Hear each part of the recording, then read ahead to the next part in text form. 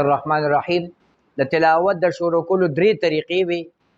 یو اوشله ابتدای تلاوت ابتدای صورت، دویمه طریقه او درس نمبر 20 شو. طریقه نمبر 2 عربی کې نوم څه شو، نوم یې څه شو، ایک نمبر خبره. دویمه دریمه څلور پنځو خبرو ته پکې ګورو. د دویمې طریقې نوم دی ابتدای تلاوت درمیان صورت. د عربی کې نوم شو، ترجمه څه شو، شروع کول د تلاوت د صورت د منځ نه. هغه د سپارې سری کار دی خو د صورت منځ کې وي. مطلب یې څه دی چې څوک تلاوت اراده وکړي او تلاوت شروع کړي، خو داسې ځای راوړي چې هغه د صورت منځ وي، د رکوع منځ وي، د سپارې سر وي، د رکوع سر وي، خو چې د صورت منځ وي. لکه ان الذين كفروا سواء عليهم دې ځای شروع کړي، یا لن تنالوا البر دلته نه شروع کړي، یا سيقول سپارې د سر نه شروع کړي خو د صورت منځ دی.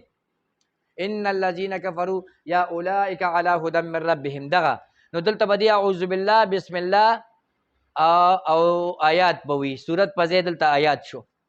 څنګه به وي؟ اعوذ بالله من الشیطان الرجیم بسم الله الرحمن الرحیم ان للمتقین مفازا. دې ځای نه شروع کړي، بل ځای نه شروع کړي، بل ځای نه.